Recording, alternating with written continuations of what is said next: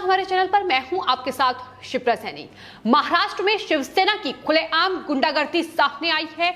शिवसेना नेता संजय राउत ने कहा है कि हम सर्टिफाइड गुंडे हैं। बीजेपी शिवसेना की जो झड़प हाल ही में महाराष्ट्र में हुई, उस पर संजय राउत ने यह टिप्पणी की है। हालांकि उसके बाद महाराष्ट्र के उप मुख्यमंत्री एनसीपी नेता अजित पवार ने संजय राउत पर पलटवार किया है और कहा है कि गुंडों की तरह व्यवहार करने की इजाजत महाराष्ट्र में शिवसेना को नहीं है। तो महाराष्ट्र में शिवसेना की गुंडागर्दी लगातार देखने को मिल रही है। हाल ही में जब महाराष्ट्र बीजेपी की ओर से साफना में जो एक लेख लिखा गया था राम मंदिर पर, उसे हिंदू विरोधी लेख बीजेपी की ओर से कहा गया और बीजेपी के तमाम कार्यकर्ताओं ने दादर में शिवसेना के खिलाफ विरोध प्रदर्शन किया।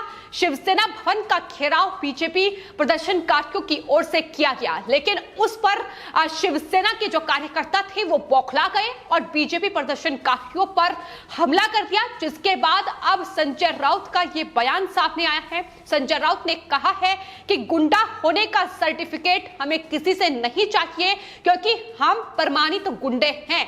यह संजय राउत की तरफ से कहा गया है। तो किस तरीके से धमकी खुलेआम संजय राउत की तरफ से दी जा रही है बीजेपी को और वहां की जनता को, यह दिखाई दे रहा है किस तरीके से शिवसेना लगातार वहां काम कर रही है, सरकार चला रही है, गुंडागर्दी दिखाकर। यह भी उनके बयान से स्पष्ट हो जाता है। तो इसके बाद संजय राउत ने यह भी कहा है कि जब बात मराठी गौरव और हिंदुत्व की आती है तब हम प्रमाणित गुंडा हैं। उन्होंने कहा कि पार्टी का कार्यालय महाराष्ट्र और यहाँ के लोगों का सिंबल है। संजय राउत ने यह भी कहा कि बाला साहेब ठाकरे शिवसेना भवन में बैठक करते थे। अगर कोई शिवसेना भवन को टारगेट करेगा तो हम जवाब देंगे।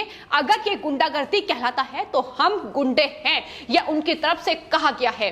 आपको बता दें, अयोध्या में राम मंदिर भूमि को लेकर हाल ही में आम आदमी पार्टी के नेता संजय सिंह की ओर से सवाल उठाए गए और कहा गया कि दरअसल राम मंदिर की जो भूमि है उसमें खरीद में घोटाला हुआ है, जिसका समर्थन संजय राउत की तरफ से भी किया गया, शिवसेना की तरफ से भी किया गया। और ट्रस्ट ने हालांकि इस पूरे मामले में अपना स्पष्टीकरण दिया था, लेकिन बावजूद इसके ट्रस्ट पर विश्वास शिवसेना संजय राउत को नहीं है। उन्होंने राम मंदिर निर्माण पर सवाल खड़े किए और संजय राउत की तरफ से कहा गया कि हमने भी 1 करोड़ रुपए राम मंदिर निर्माण में दान में दिए हैं, जिस पर लगातार अब संजय राउत शिवसेना घिर रही है।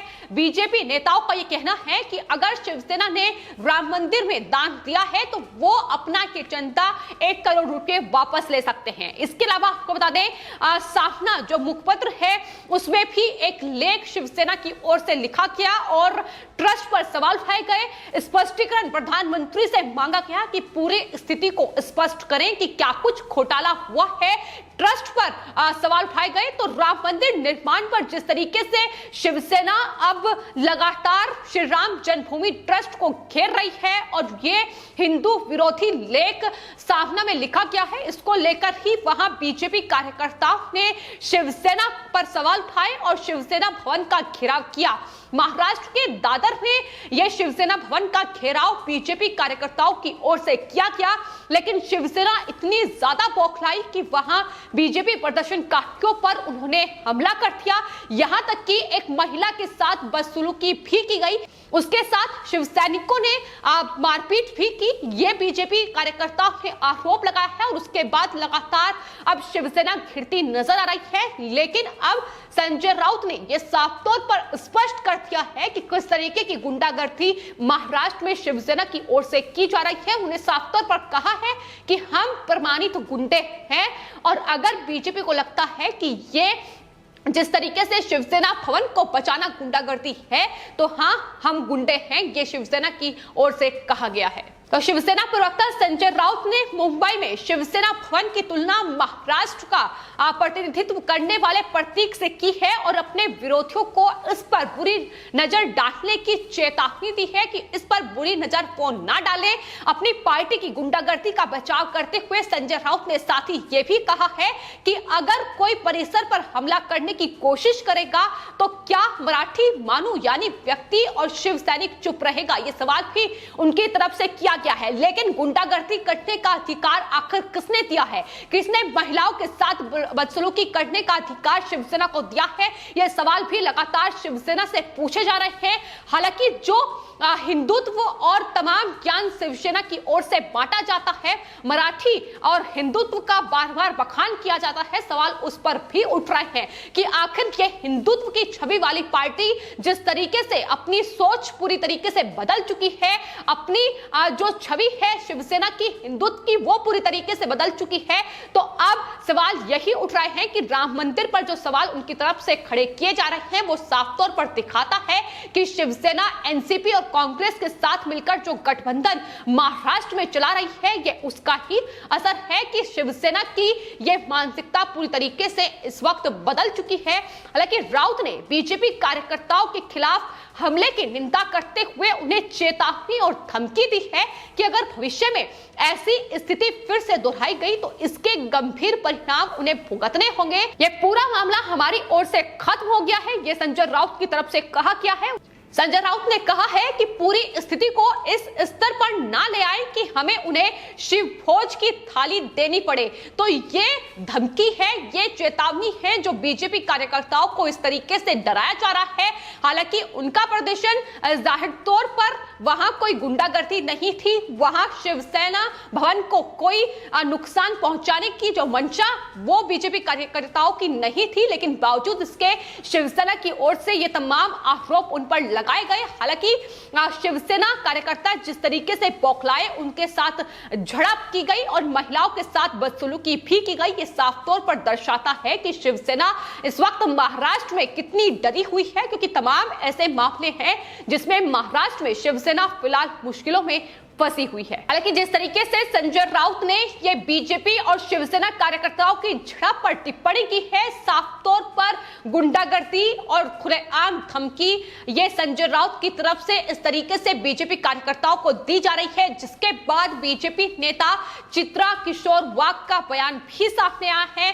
संजय राउत पर टिप्पणी उनकी तरफ से की गई है। उन्होंने कहा है कि जिस तरीके से संजय राउत और शिवसेना लगातार राम मंदिर की भूमि पर सवाल उठा रही है, क्या उन्होंने वक्फ बोर्ड भूमि घोटाले पर सोनिया गांधी से स्पष्टीकरण मांगा है? इसकी चुनौती उनकी तरफ से दी गई है कि दरअसल वक्फ बोर्ड की जो भूमि है उस पर भी घोटाला जो हुआ है, सोनिया गांधी से स्पष्टीकरण संजय राउत मांगे, अन्यथा जो गुंडागर्दी महाराष्ट्र में उनकी तरफ से की गई है, महिलाओं के साथ बदसलूकी की है, उस पर उन्हें जवाब देना होगा, ये उनकी तरफ से चेतावनी दी गई है। तो संजय राउत फिलहाल घिरते नजर आ रहे हैं, लेकिन जिस तरीके से उन्होंने कहा है कि हम प्रमाणित गुंडे हैं, उस पर अब महाराष्ट्र के उप मुख्यमंत्री और एनसीपी नेता अजीत पवार ने संजय राउत के इस बयान पर पलटवार करते हुए ये कहा है कि ये बिल्कुल भी स्वीकार्य नहीं था। शिवसेना नेता द्वारा प्रमाणित गुंडों की पार्टी से संबंधित होने पर गर्व करने के बाद ये जो एनसीपी नेता अजीत पवार का स्पष्टीकरण सामने आया है, उन्होंने कहा है कि भले ही महाराष्ट्र में फिलहाल सत्ता पर जो काबिज हैं मुख्यमंत्री उद्धव ठाकरे हैं, शिवसेना से ताल्लुक रखते हैं, लेकिन इसका मतलब ये नहीं है कि वो गुंडों की तरह व्यवहार करेंगे। ये अनुमति किसी को भी महाराष्ट्र में नहीं दी जाएगी, ये उनकी तरफ से कहा गया है। संजय राउत को उन पर पलटवार किया गया है। तो कहीं ना कहीं इस पूरे मामले को लेकर अब एनसीपी और शिवसेना आमने सामने आ गई है, क्योंकि शिवसेना जिस तरीके के बयान देती है, संजय राउत जिस तरीके की टिप्पणी करते हैं, उससे यह साफ होता है कि दरअसल समूचे महाराष्ट्र को अपना बनाने की कोशिश शिवसेना की ओर से की जाती है। हालांकि सरकार महाविकास अघाड़ी गठबंधन की सरकार महाराष्ट्र में चल रही है, लेकिन बावजूद इसके किस तरीके से शिवसेना लगातार मराठी गौरव और हिंदुत्व का बखान करती हुई इस तरीके से धमकी देने पर उतर आई है, इसको लेकर अब एनसीपी नेता ने और उप मुख्यमंत्री ने जवाब दिया है। हालांकि लोगों की प्रतिक्रिया भी लगातार संजय राउत के इस बयान पर सामने आ रही है कि दरअसल शिवसेना इकलौती ऐसी पार्टी है जो गुंडे होने पर गर्व करती है। बाकी लोग तमाम उपलब्धि हासिल करते हैं जिस पर उन्हें गर्व होता है, देश के प्रधानमंत्री विकास कार्य करते हैं उस पर देश को गर्व होता है, लेकिन शिवसेना एक अकेली ऐसी पार्टी है जो गुंडे होने पर गर्व करती है। तो फिलहाल राम मंदिर पर सवाल उठाकर शिवसेना अब मुश्किलों में फंस चुकी है। बौखलाहट लगातार सामने आ रही है, लेकिन शिवसेना की सच्चाई क्या है ये खुद उन्हीं की पार्टी के नेता संजय राउत बयां कर रहे हैं कि वो सर्टिफाइड गुंडे हैं, उन्हें किसी से सर्टिफिकेट लेने की जरूरत नहीं है और वो इस तरीके से ही महाराष्ट्र में गुंडागर्दी करेंगे। और गुंडागर्दी जाहिर तौर पर दादर में देखने को भी मिली, जब शिवसेना भवन पर बीजेपी कार्यकर्ताओं ने प्रदर्शन किया, लेकिन वहां महिलाओं के साथ मारपीट शिव सैनिकों की ओर से की गई। तो बाला साहेब ठाकरे की जो पार्टी थी, अब वो किस तरीके से एक देश विरोधी का साथ देने वाली पार्टी बन गई है, ये लगातार सामने आ रहा है। जिस तरीके से राम मंदिर पर या देश हित में लिए गए फैसलों पर शिवसेना सवाल उठा रही है। फिलहाल आपकी इस पूरे मामले पर क्या राय है, हमें कमेंट बॉक्स में जरूर लिखें और चैनल को सब्सक्राइब करें। धन्यवाद।